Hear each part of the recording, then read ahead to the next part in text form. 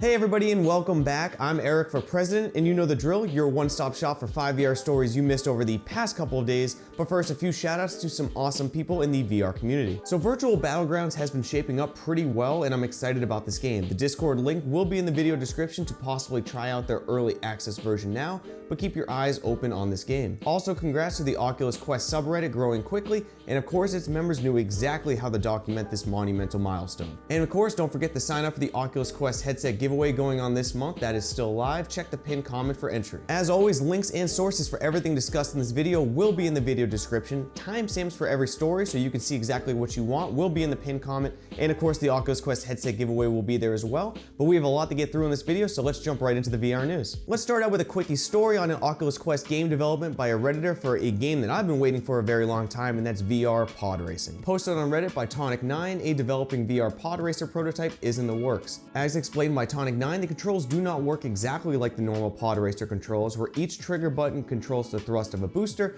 and for steering you pull the side where you want to go. Picture basically a Roman chariot race with booster rockets instead. This worked better because you don't always have to raise your arms to gain speed, and it's easier to avoid rocks. Tonic9 does plan to release a playable demo soon on SideQuest, but check out the link in the video description as he is really looking for feedback on what to improve first, but he explains that he does have a lot to keep adding. So yeah, it's a quick story and I'd love to hear your thoughts on it, but I'm very excited about a possible Star Wars pod racing game in VR. One thing I initially noticed on this, what piqued my interest the most, is the sense of speed. I find myself with a lot of Quest games, you have Radial G is a great example of done well, but you also have Dash Dash World, Death Lap, very fun racing games, but the sense of speed to me was not there. And immediately looking at this Reddit video, you can see a sense of speed that may cause motion sickness to some. We'll have to test that out, but a sense of speed is something that's missing in a lot of racers, and I'm very excited about that. But let me know your thoughts down in the comments. Also in quickie news, let's talk Crisis Vrigade and some recent commotion due to a tweet by Upload VR. Crisis Vrigade, for those who don't know, is a game with widely positive reviews on PSVR, PCVR,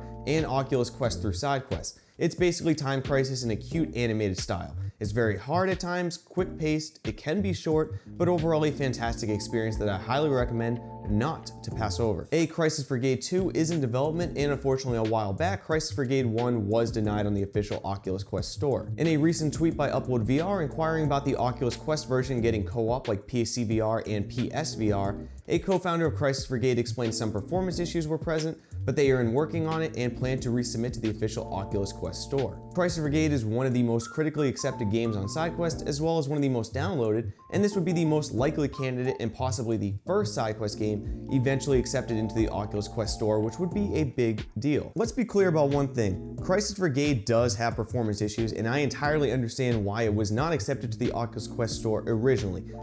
They need to work on it still. I also understand that Crisis Vrigade 2 is in development and that it reportedly is going to be accepted into the Oculus Quest store. So while it'll be amazing to see Crisis Vrigade make it to the official Oculus Quest store, I do hope they put all their focus into number 2, making it to the store, because it would behoove them to work on that first before working on Crisis Vrigade 1.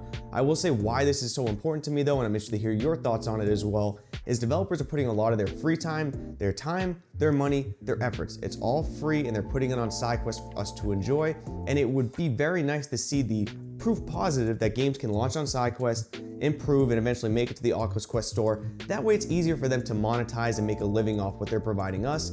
That's just my thoughts. I think they deserve all their hard work to be acknowledged and put on the Oculus Quest store if it passes the test. And that's up to Oculus Quest to decide, but let me know your thoughts on this down in the comments. Moving on, let's talk GDC 2020. To me, GDC 2019 had a huge showing, and what do you think? Do you think this year we may see even more coming to the GDC conference that will show VR into the mainstream light? Let's get into it. So at GDC 2019, I won't overhype it, but to say VR was kinda hot, well, that was an understatement. On numerous sites and reporting outlets, VR was very much at the center of discussion, and this is pre-Oculus Quest launch. There were numerous VR-heavy topics such as the HP Reverb, NVIDIA GeForce enabling wireless VR and AR support, and of course the Oculus Rift S was present, and Oculus Quest demos and new info presented among even more. Overall, it was a very solid showing for VR, building interest among the other mainstream conversations. And looking over the schedule of GDC 2020, we can see a lot of VR-heavy topics, and I'm interested to see if any of these can go big. Of course, these are just 2 examples of many. Let me know your thoughts. Among just a couple events, we have the Vader Immortal team discussing VR, and something like Star Wars with mainstream public appeal is a great way to draw VR interest. Something most notable to me is a panel titled The Future of Playing Together and where multiplayer is going in VR. Here we will learn what multiplayer features are coming to the Oculus platform and get definitive guidance on what's working and what's not for multiplayer titles. To me, this seems like a great possible release time or announcement for Facebook Horizon, an ever-expanding VR world where we are told we can explore, play, and create in extraordinary ways.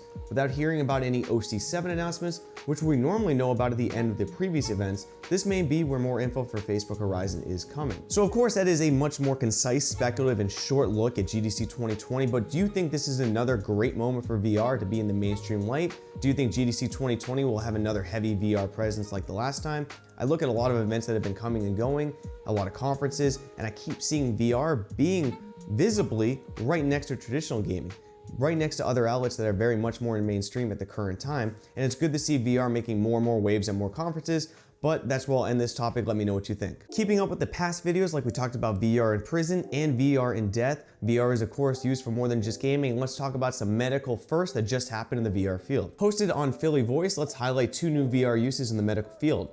To start, Cooper becomes the world's first hospital to use new virtual reality systems for stroke patients in New Jersey. The new VR system displays and tracks upper extremity rehabilitation and interactive exercises for stroke patients. In a variety of virtual environments, patients are able to adjust their view simply by looking around. Hand controllers enable patients to move their avatar and interact with the virtual world. The therapist watches the patient maneuver through the exercises on the tablet in real time and can increase or decrease the level of difficulty of the activities depending on patient's progress. Also, there are a tremendous amount of studies of VR helping cope with pain, with the Cedars-Sinai Medical Center leading in this research. This goes all the way back to 2016, where Erin Martucci, a pregnant patient, became the first to use VR for pain management during labor. As stated by her, I used the apparatus for probably about 2 hours, but I felt like it was only like half an hour.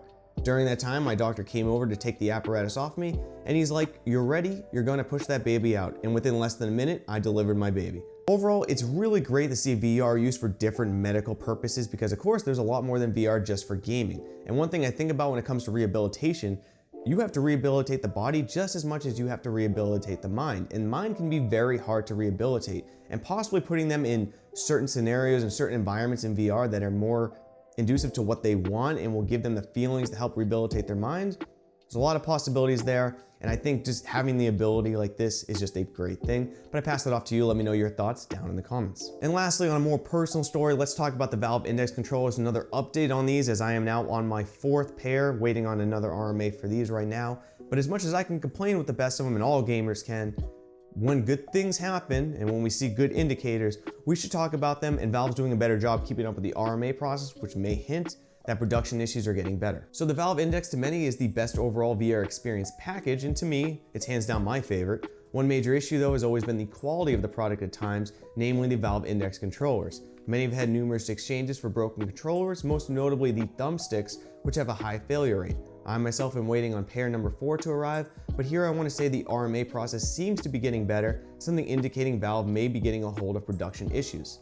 This may seem like an exaggeration, but my first RMA for a Valve Index controller actually took a month just to get the shipping instructions. It was overall a 2.5 month long process to get a replacement sent in. I can tell you on this one, it was about a week-long process to get the shipping instructions, something I find to be okay. I think that is a reasonable time frame to get shipping instructions from the company, who are processing quite a bit right now, along with possible delays due to the coronavirus as well with any production overseas. I think a week is a good time frame. To me, that says they may be getting a hold of any production issues, getting caught up with orders, and overall understanding that they need to do better for a $1,000 purchase if you got the bundle to get these controllers replaced quickly. So Valve, great job on that. Steam, great job on that. I think I complain enough where when things are done right, they deserve to be acknowledged. That's just my thoughts on this. I'm sorry about the personal story, but I want to let you know the update on the Valve Index controllers. If you're looking to get these, they seem to be going through the RMA process better, and the quality hopefully is getting better with them. That is the end of today's video though, but I do have one quick special announcement. Please leave a like to support this video, subscribe, hit the bell icon so you never miss an upload. But I will be coming out with a new type of content shortly. While I'm working through this, I'm not going to post it to the channel for quite a while, but if you'd like to be part of this process, to review it, to see it early, to give me your feedback, it's going to be available to all Patreon tiers. Any tier, you'll get this content. Hopefully it will be starting up in about a week, but I'll see you on there if you want to see it. With that being said, I will see you as always on the next one, VR Space Cowboys.